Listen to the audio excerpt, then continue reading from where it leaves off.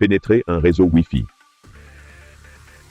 La pénétration de réseaux Wi-Fi fait partie des attaques basiques et populaires utilisées par les hackers. C'est tout à fait logique puisque l'accès au Wi-Fi est une porte d'entrée à tout un tas d'opportunités. En effet, en pénétrant le réseau Wi-Fi, un individu malveillant est en contact direct avec tous les appareils et utilitaires d'une infrastructure. Le hacker peut alors interagir avec d'une multitude de manières les plus fourbes et sordides les unes que les autres. Cela peut se traduire par la simple interception de paquets non cryptés, le vol d'informations confidentielles, les demandes de rançon voire même le contrôle total des appareils connectés. Dès lors, cela est d'autant plus inquiétant lorsqu'il s'agit d'infrastructures spéciales comme les bases militaires, les hôpitaux, les services de renseignement, voire carrément les sites classés Seveso comme les centrales nucléaires, ou bien les plateformes pétrolières. Il est par exemple déjà arrivé que la CIA, en collaboration de services de renseignement israéliens, infecte une centrale nucléaire iranienne avec un virus nommé Stuxnet. Ce dernier augmenta la vitesse des centrifugeuses d'enrichissement en uranium provoquant alors plusieurs explosions. Dans cet exemple, il est soupçonné que la propagation du virus se soit faite via port USB, mais une telle propagation de virus aurait très bien pu arriver avec l'infection du Wi-Fi. Si jamais une vidéo détaillée sur le hacking USB vous intéresse, dites-le moi en commentaire. Les outils. Avant d'introduire aux attaques Wi-Fi, il est important d'en connaître le matériel nécessaire. En effet, la plupart des attaques nécessitent l'aptitude à l'injection des paquets et à l'écoute de trafic via antenne disposant du mode monitor. Il existe une multitude de fabricants d'antennes Wi-Fi, comme Alpha, pour le plus connu. Comme dit précédemment, avant d'acheter une antenne, il est important de se renseigner sur son chipset et sa compatibilité avec le mode monitor. De plus, il est important de se renseigner sur sa compatibilité avec des systèmes d'exploitation Linux, puisque nous y trouverons les outils de hacking nécessaires. Ainsi, le prix des antennes peut varier en fonction de leur qualité et portée de capture des signaux Wi-Fi. Par exemple, le Wi-Fi Pineapple est une référence dans le domaine du pentesting grâce à sa portée et sa prise en main optimisée par logiciel et sera plus onéreux qu'une simple antenne de faible portée. Pénétration du Wi-Fi.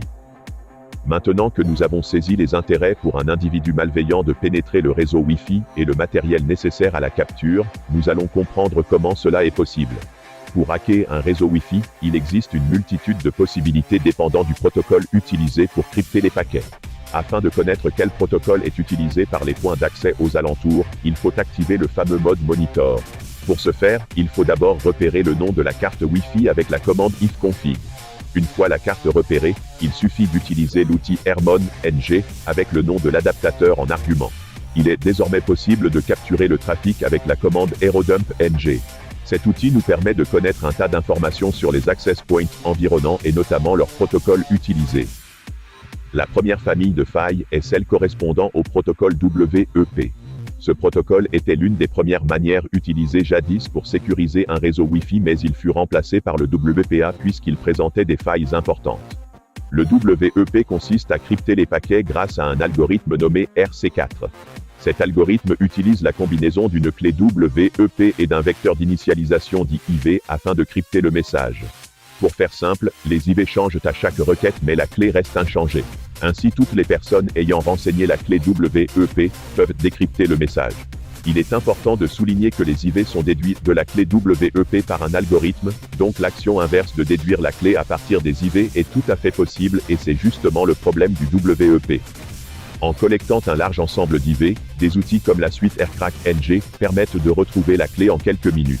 Pour augmenter le rendement de collection des IV, il est important de stimuler les trames en injectant des paquets au point d'accès. Cela peut être fait de plusieurs manières avec l'outil AirPlay-ng.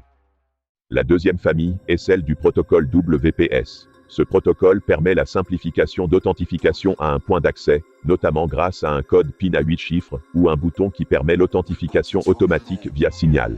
L'intérêt même de ce protocole à simplifier l'authentification est dangereux. En effet, la première faille consiste à brute force le code PIN, cela est faisable puisque le dernier chiffre est déductible des 7 premiers, faisant alors 10 puissance 7 combinaisons possibles. Ce n'est pas tout puisque la validation du code se fait moitié par moitié, abaissant les 10 millions de possibilités en seulement 11 000. Ce code PIN peut alors se craquer en l'espace de quelques heures voire quelques minutes.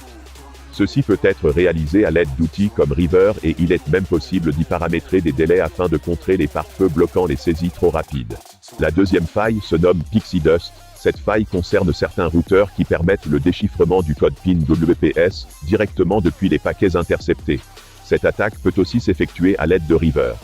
La troisième faille est sûrement la plus simple à comprendre, elle consiste à capter en boucle grâce à un algorithme le signal WPS. Ainsi, lorsque le bouton WPS est pressé, cela connecte alors directement l'attaquant au point d'accès sans la nécessité d'un mot de passe. Cette attaque est extrêmement puissante surtout si le capteur d'onde possède une portée de signal conséquente. Il faut cependant attendre que la victime appuie sur le bouton, ce qui peut ne jamais arriver. La troisième famille de protection du Wi-Fi sont les protocoles WPA. Il existe plusieurs versions de ce protocole, le rendant de plus en plus sécurisé au fil du temps. Ainsi, la première méthode consiste à brute force la clé WPA de manière optimisée. En effet, lors d'une première connexion WPA entre un routeur et une machine, un système de questions-réponses nommé handshake est enclenché permettant d'encrypter le point d'accès. En connaissance du handshake, il est possible de brute force localement un dictionnaire de combinaisons de caractères, et tester pour chacun si le hash du WPA correspond. Cela peut se faire avec l'outil AirCrackNG. Cependant, comme précisé avant, il faut qu'une première connexion se fasse entre un utilisateur et l'access point. En effet, afin d'intercepter le handshake, l'individu malveillant devra envoyer des paquets de déconnexion à un client déjà connecté à l'AP. Pour cela, il pourrait utiliser AirPlay-NG. Pour créer les dictionnaires adaptés à la marque du routeur, il est possible d'utiliser l'outil Crunch. En effet, un routeur B-Box n'utilise pas un mot de passe de la même taille qu'un routeur Orange. Chaque marque ont leurs spécificités qui, une fois prises en compte, permettent de significativement accélérer le processus. Il existe aussi des logiciels comme Pyrit permettant d'utiliser la pleine puissance de calcul de la carte graphique ou bien des services en ligne de calcul en parallèle se traduisant là encore par une accélération du processus. La deuxième faille permet cette fois d'attaquer le réseau sans qu'un client n'y soit connecté. En effet, certains AP permettent une reconnexion automatique lorsqu'un client s'éloigne et revient dans le champ de radiation. Cela est possible grâce à la fonctionnalité de Fast Roaming, qui génère un cache nommé PMKID. Dès lors, un hacker pourrait intercepter ce cache et en déduire localement la clé grâce à une attaque brute force. Cela est possible à l'aide d'outils comme HCXDOM-Tool. Finalement, les dernières failles restantes sont liées à l'ingénierie sociale. En effet, ce sont souvent les attaques les plus simples et efficaces à mettre en place et seront la priorité pour un pirate. La première attaque bien connue se nomme Evil Twin Attack.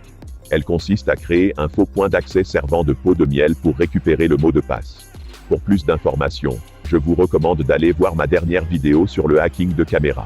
La seconde attaque se nomme la Downgrade Attack et comme son nom l'indique, elle consiste à rétrograder le niveau de sécurité du Wi-Fi en incitant un administrateur à changer les paramètres du routeur. Protéger son Wi-Fi. Comme nous l'avons vu, les protocoles WEP et WPS sont relativement simples à pirater, il est donc important de ne pas les utiliser. Il est aussi intéressant de programmer l'horaire d'activation du Wi-Fi afin d'éviter les attaques de nuit. Ensuite, il est préférable de garder les mots de passe en hexadécimal fournis par défaut sur la plupart des box Internet. Si vous êtes vraiment parano, vous pouvez carrément choisir un mot de passe généré par les routeurs d'un opérateur différent. Si cette vidéo vous a plu, n'hésitez pas à vous abonner à la chaîne. Si vous souhaitez aborder un sujet en particulier, n'hésitez pas à en faire part dans les commentaires.